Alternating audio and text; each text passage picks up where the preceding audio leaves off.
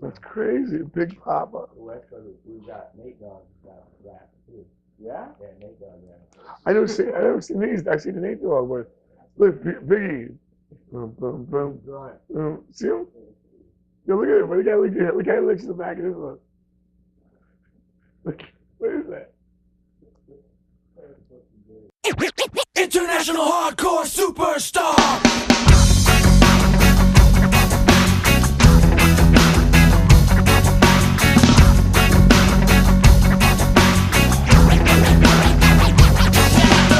One shot, two shot, three shot, four. I do double D when he kicks out the door. The kid from Queen. Have drugs ever impacted your life, musically or personally? And by all means, if you feel free to answer that. CK? You first? You on here? Anybody that wants to answer. Of course, man. Positive and negative, It's like, it's exploration, man, Yeah, I think that's a double-edged sword, but it's a good sword to wield, Yeah, on all levels, Like I said, for weed with me, man, I smoke every day, all day for 10 years since I was 15 years old, man. So I just needed, it's a time in my life right now where I need a break. Like I said, I'm not against it. I'm not saying I won't smoke again because I love marijuana, man. I love the smell. I love the smell in this room right now, man. This is a beautiful thing. So, but God, yeah, they've impacted me on a positive and negative. It's just different stages in the game. Moderation is the key, I think. With anything. Which I don't have today. Yeah. Oh, hi. But yeah, George, how about you? I mean, I guess the way it breaks down, he made a perfect, point right there. Is that moderation is everything. I mean, people just get caught up doing stuff. I mean, me personally, there was one point where, it did kind of affect me to a certain extent where I almost felt like I couldn't control certain things. So it's just, as long as you still have the mentality to consciously know when to step back off of it and do that, then that's exactly where you're good. Once you get beyond that point, you start like stealing from your mother or something like that, then you got a fucking problem. You should be slapped in the face for doing that.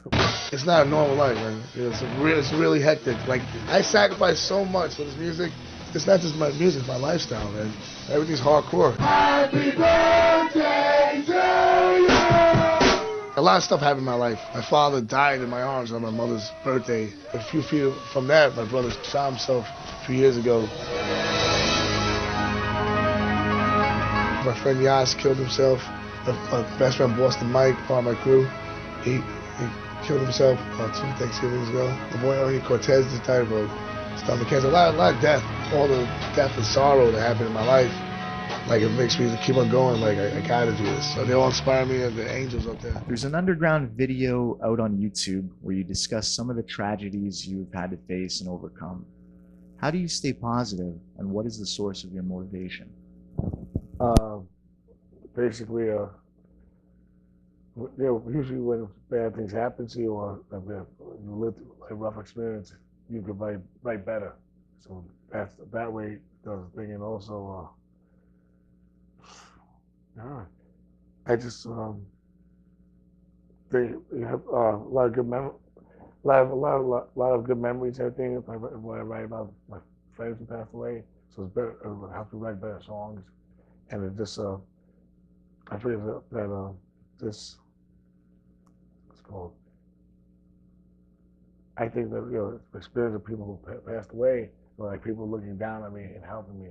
So that's how I really think it's a good karma and positive energy. So it affects my music better. So you're always like, you basically look at them and say, they're gone but not forgotten, and you use that to motivate you and continue your work. Also when people, like, sometimes it gets rough, but then sometimes when someone hits me up, I read something on the computer, the person says that my music changed their life and to get them more, like, help them in rough times, that makes you feel good. It makes you want to do more. Like, if I could reach one person a day, this one person, make them, and they listen to my music and make them feel good, it makes me happy. That's what keeps me going. do you get fans that contact you and they tell you that they they listen to a song of yours and they're really connected with them on a Yeah, personal definitely. level? All the time. All the time. Is there any example you could give us? Like I would get it every day on just on the MySpace page that kids from my old band, Crown Thorns, kids used to say that those lyrics would help out people all the time, like guys, usually like guys, is like say, hey, when I get out, when I was locked up, and I used to listen to your song, you would listen to that, or when my girlfriend left me, I listened to this song, and it helped them out. So that it's really weird, but it happens all the time. Biohazard, panic like Sam Hain, leave you a victim in pain. Your girl gave me terrible head, she get bad brain. Cut you like Pro Tools, there's no rules, bring it back to old school. You're caught in the trap, wrong side of the tracks, but no tools. 5 blocks from the subway, in sub-0 degrees. You get no leeway, my poppy's deeper than submarine. Built to last, kid slash it till you look like mass did. A plastic surgery disaster and need a transplant rancid. Beneath the streets we breed the killers. Bring it down, ain't no one iller. So set it off, we kings at crime. We scar for life, it's killing time. You're currently touring with Necro, who's a man who seemingly lives for sex and death. How do you maintain your composure rapping about the streets while he's out rapping about sex and death?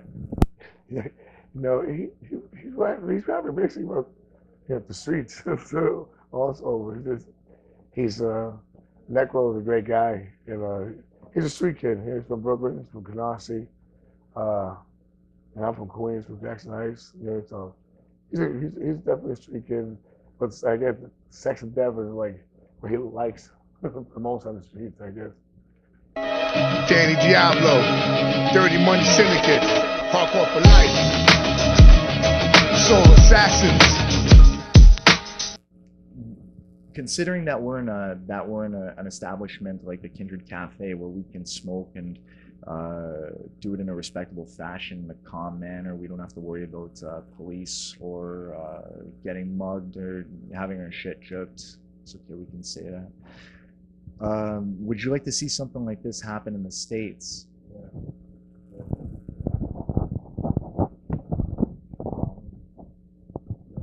Danny's stoned. He's just.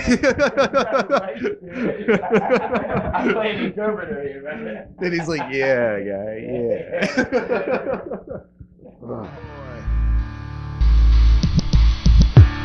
Big left. Come on, man. Come on. Let's throw this Ezak. Yo. We're both from New York, but obviously we're living in LA now, and you guys all know that California has some, like, I don't know, I call it a gray area right now, where it's legal for medical prescription, like that, so there's not per se this going on establishments in Los Angeles and that in California, but you can get a medical card and, you can obviously, smoke in your own home legally like that.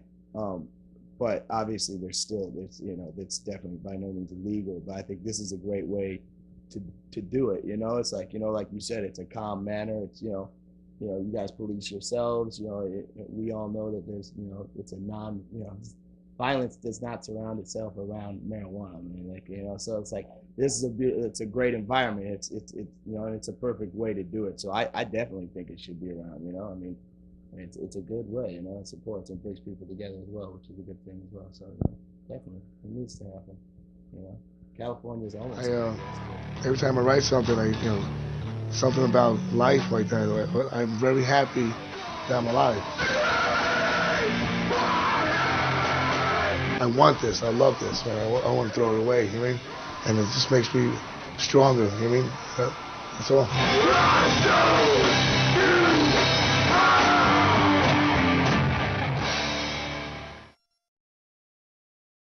Toronto is a good way to come into Toronto, man. This cafe is nice.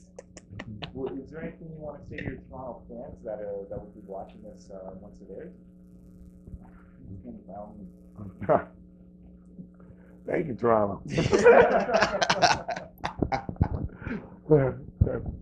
I'm very confident due to Toronto.